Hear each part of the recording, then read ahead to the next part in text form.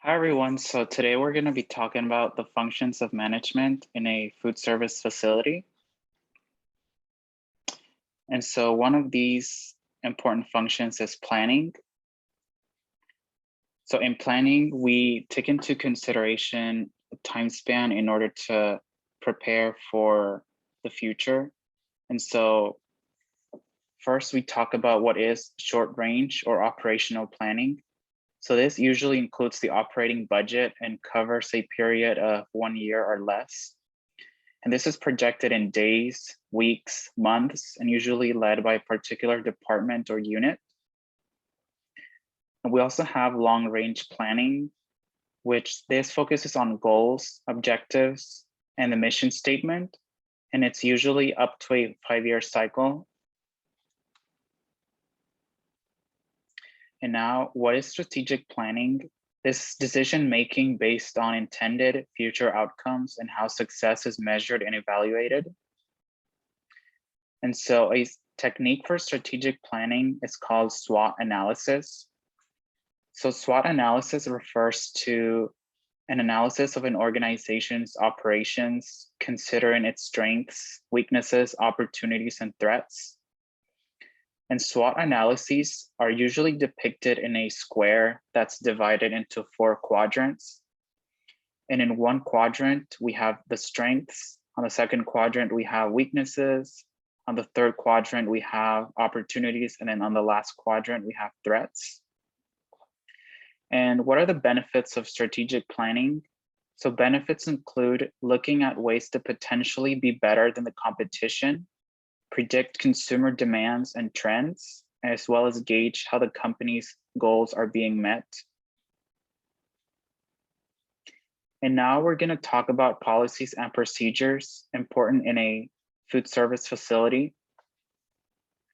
So policies are important guidelines that drive the culture of an organization and drive decision-making, and well-structured daily tasks and routines, and set boundaries within which one must operate.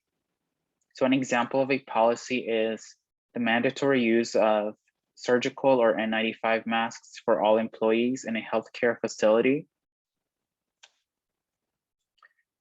And on the other hand, we have procedures, which are guidelines established for lower level processes and provide a step-by-step guide for employees in order to comply with policies.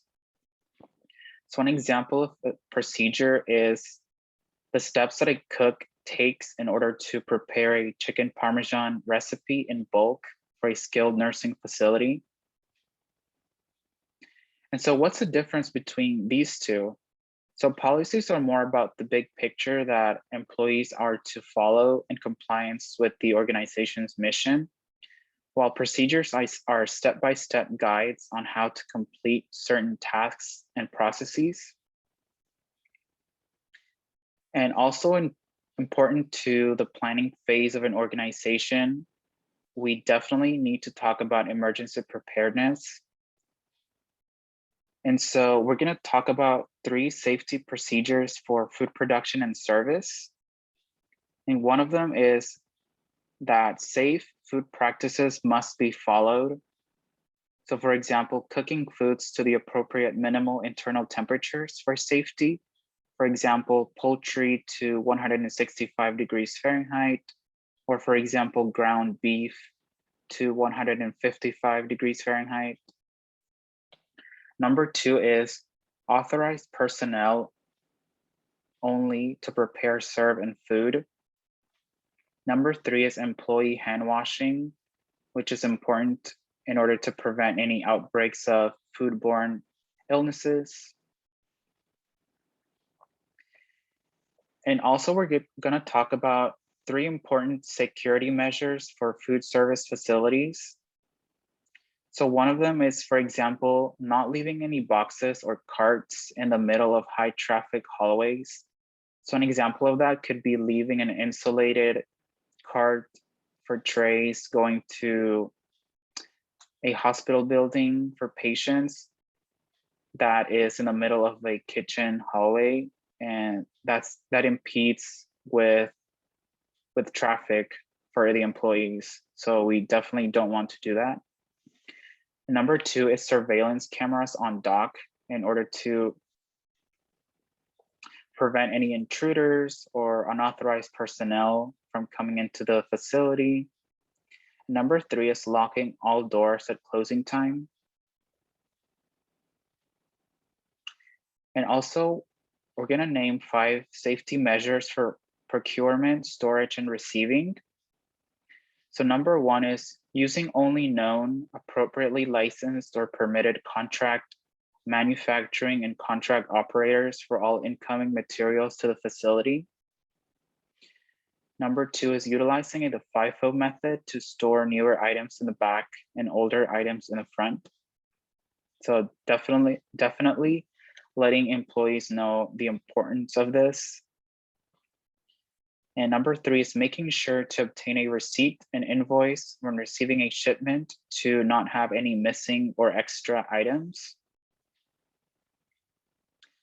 Number 4 is inspecting all items to make sure nothing has been tampered with the packages or labels, and there are no ice crystals in frozen products.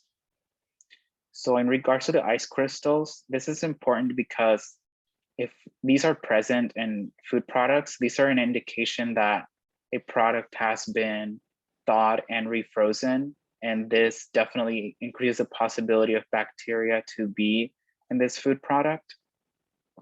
And number 5 is delivery routes and schedule known.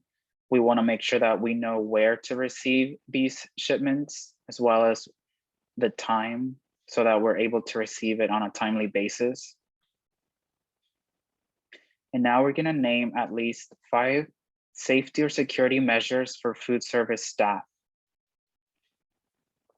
So number 1 is OSHA and hazmat numbers are posted for staff. So OSHA is, as we all know, the Occupational Safety and Health Administration, which is important when, for example, an employee faces a workplace injury. Number 2 is a staff wears their name badge so that we're able to identify that employee working in the facility. Number 3 is water safety supplies available. Number 4 is evacuation route posted. And these are important in order to have these on hand in case a fire or an earthquake or any other disaster happens in a facility. And number 5 is the emergency phone numbers or contact list posted.